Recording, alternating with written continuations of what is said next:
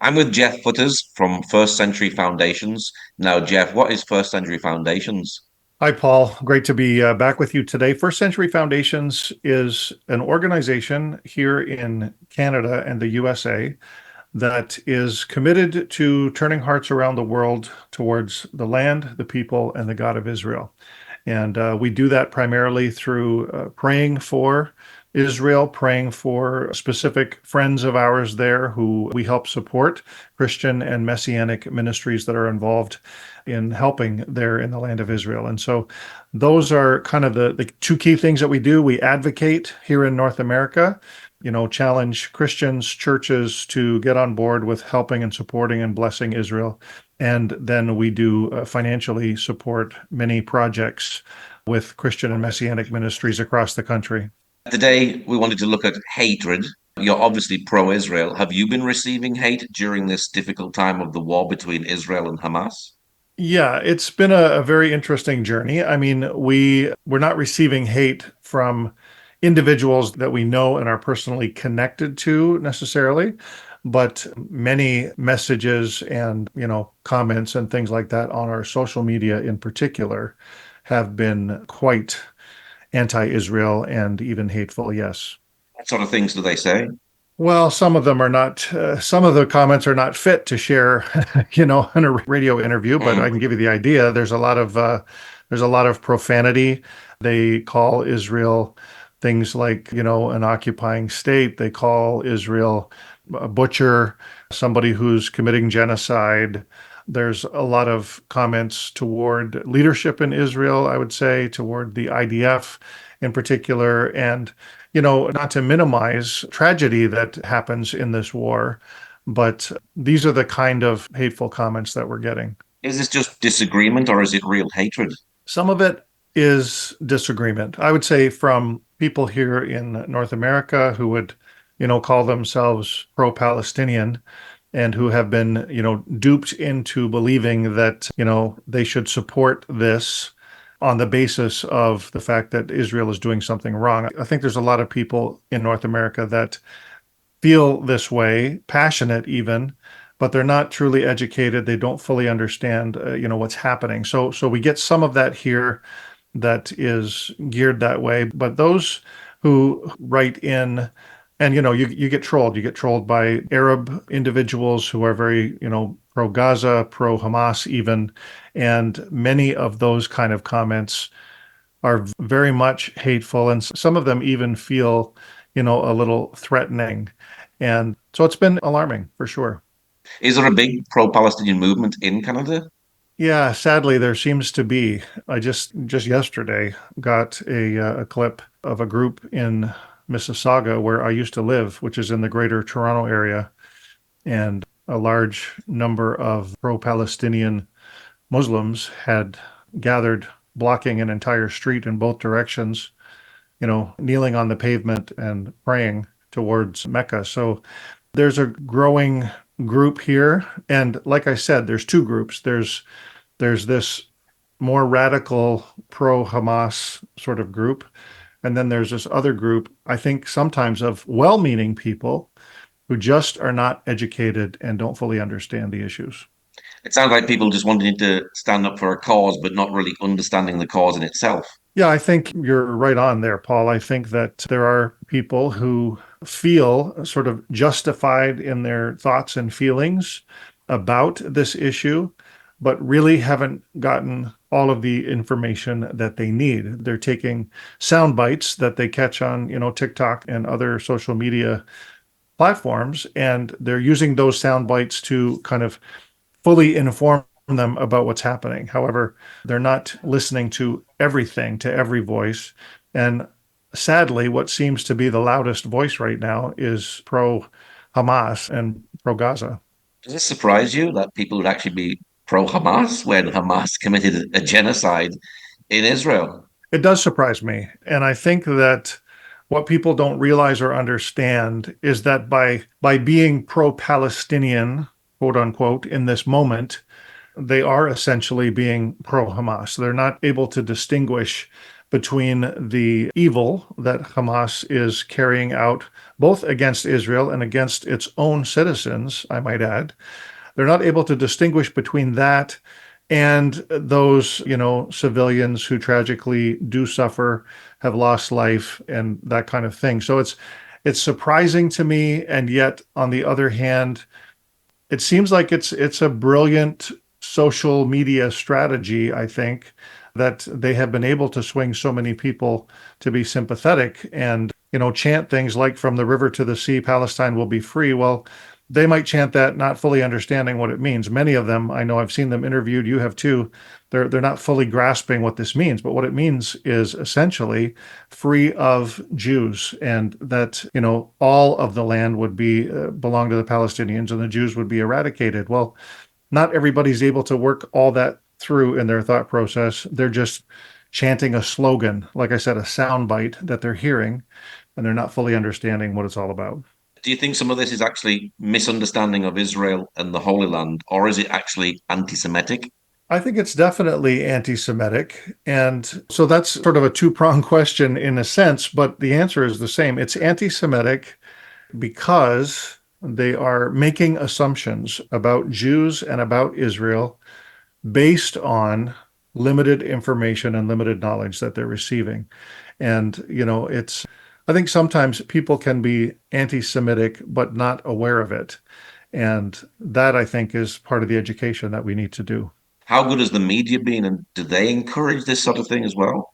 I would say yes. Whether they intentionally, openly, are wanting to do that or not, I think the media is, especially, less conservative media, is spinning this much toward the Palestinian side and not really taking into account the truths that are coming from the Israeli side. And I think that unbalanced reporting, that's impacting not just North America, but it's impacting the world.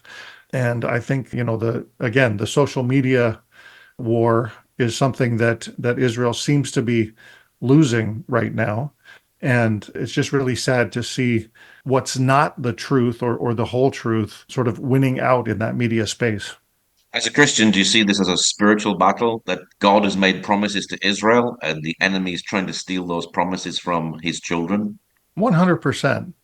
Not to be super spiritual or overly mystical about all of this, but there's an element that sort of overarches all of this, and that is God has said in his word two things. He said, one, that the descendants of Jacob, Abraham, Isaac, and Jacob, the descendants of Jacob will be blessed and will be a blessing to the world and a light to the nations, and that they will be his chosen people and are his chosen people. There's that part of it. And then the second part of it is that God also said, that this land that, he promised, and he laid out very specific boundaries in the word of God, that this land will belong to Israel, but also that it's his land. And I think that that's the big ownership piece that we miss if we're not understanding the spiritual side of it. God says, this is my land. He says, Jerusalem is my city. It's the place where I've put my name, and the eternal dwelling place where I will, be forever. Now, as a Christian, we understand God is everywhere present, but at the same time, God has said, here's a specific location that I have sort of put my stamp on and my name on, and, basically don't mess with Jerusalem. So I think that this spiritual element is what many people don't see. And I think that Christians sometimes sort of shy away from getting too vocal about that because of the politics involved. And I think that's sad. We don't want to talk about the spiritual element in a dismissive way, but it's something that needs to be considered along with everything else. We say never again, but of course, the hatred is still happening. Do you think things are going to change?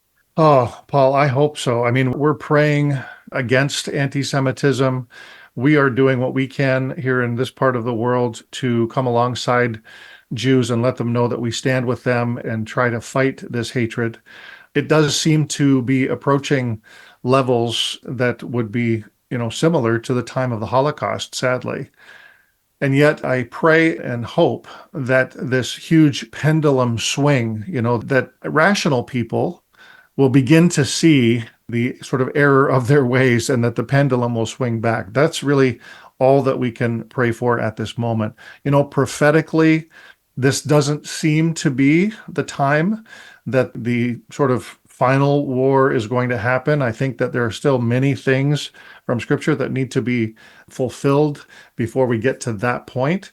And so I'm really praying that the pendulum swings back and that we can see a decrease in this. Really, what's got to happen is leadership need to step up. Leadership in our provinces here in Canada, in our country, and in the U.S. and many other parts of the world need to step up and say no more. We're not having any more of this, and they need to, I think, get firm with the controlling things that these groups are doing, and that may help in the public eye as well. But yeah, let's pray that the pendulum will swing back. I really hope that it doesn't get worse. I wish I could say that I'm, you know, super confident that that's going to happen, but we're certainly praying that that will happen. Bible talks about the Jews coming back to the Holy Land as biblical prophecy. So, with all this anti-Semitism that's happening and all the hatred that we're seeing, do you think God can actually use this to make the Jews say, "Hey, we're not safe here in Canada anymore. We need to go to the Holy Land," and then they're actually physically coming back and doing Aliyah here in the Holy Land? Mm. You know what? I think it's already happening. I really Mm. do. I've heard the sentiment from Jews here in North America. I've seen it, in some of our posts online and heard it in other media channels that some Jews are saying that very thing. We feel like we would be safer in the land of Israel, which is even a war zone right now in terms of conflict on many fronts. But they're saying that they don't feel safe. They don't feel safe in the streets. They don't feel safe going out in public. They don't feel safe being visibly Jewish, with the kippah and their Stars of David and all of that. I do think that it's a trend that will take off. I think that some have been making Aliyah since October 7. I think Aliyah is actually up statistically right now in these last 8 months. And I think that the wave will grow for sure. And of course, as you mentioned, that will continue this fulfillment of prophecy that's been happening since 1948. Quite amazing, isn't it, that an attack on Jews here in Israel has caused all of this hatred? Yeah, yeah, it's mind-boggling, really. I mean, Mm, so these are the victims on October 7th. mm. They stand up and defend themselves in a way that I think, many people feel is disproportionate. However, on the flip side, I believe Israel has the right to root out Hamas and do what they need to do so that in the future they don't have this, radical group continuing to threaten them and want to kill their civilians. I mean, the political side is, Hamas is an entity that they won't stop until they've reached their goal. And of course, we know they're not going to reach their goal. They don't have, I don't think, the wherewithal to do that. But this is shocking to me that Israel has become the sort of hated oppressor in the minds of so many people when it was Israel who was attacked aggressively and unsolicited. They didn't ask for this attack. They didn't do anything to, what's the word? They didn't do anything to sort of have people attack them. There was a ceasefire before October 7th, right? So it's just amazing that this is the way that sort of world opinions have turned. And, I think that it's somewhat biblical as well. The Bible talks about the fact that Israel will be hated, and that's that spiritual element again. So Is there a good relationship between Christians and Jews in Canada? there is, and it's a growing relationship. I think that evangelicals in particular have stepped up and have reached out to Jews here in Canada, and the appreciation levels are great. They need to know that somebody's standing with them, that somebody's on their side. And I think that that's been key. There's actually a special event, a large worship event that's being planned for September with Israeli worship leaders and musicians and focused on the Psalms because the Psalms are what are common to both groups. And so I know this is in the works. I'm actually going to be part of a meeting in a few weeks that brings together leaders from both sides in order to plan this event. And I'm really excited about what could become of it. Why do you stand with the Jewish people? I learned a number of years ago that everything that I've believed as a Christian growing up, it's not that I learned it, I sort of woke up to it, is, that the Jewish people are my brothers. They're my sort of older brothers in the faith in many ways. Jesus was Jewish, and everything that I believe as a Christian is based on what Jesus did, where he came to, what he taught, and what he said about the future. And all of those things have the Jewish people and Israel connected to them. Jesus, even in his prophetic speaking about the future in Revelation, talks about Israel, or talks about himself, I should say, as the Lion of Judah, which can't be more, there's nothing that could be more Jewish than that, you know. So that's why I believe that I am strongly connected to the Jewish people. And of course, Romans 9 through 11 talks about, how passionate Paul was about this, the Apostle Paul.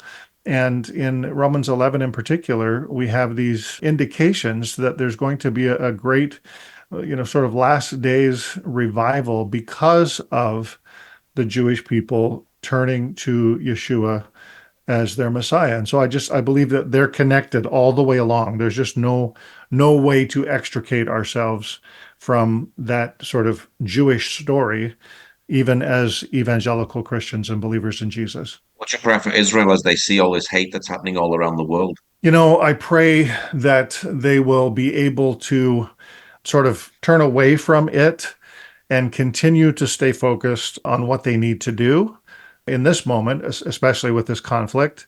I pray that, there will be some resolution of the conflict on the northern border. I see that today the U.S. has indicated that they will back Israel if there's if there's an incursion into Lebanon and if Lebanon continues to sort of build this conflict. And so I think that that will be a key step, and I'm praying that that will settle things down on the northern border. But ultimately, Paul, we're praying that every Jewish person will see the truth that Yeshua, Jesus, is the Messiah, that he was the Messiah when he came, and that he is the Messiah today, and that they can be Jewish and understand that Yeshua is their Messiah. I think that's really my prayer because, peace will come to the Middle East when the Prince of Peace is recognized for who he is. And that is, of course, Jesus, Yeshua, our Messiah. What's your website for people who'd like to know more about the work that you do? Website is First Century Foundations, all one word, lowercase, with an S on the end, plural, firstcenturyfoundations.com. And love to have people check it out. And we look forward to connecting with anyone who would like to know more. Well, Jeff, thank you very much for sharing today. My pleasure, Paul. Always great to be with you. And I hope this gets a good response.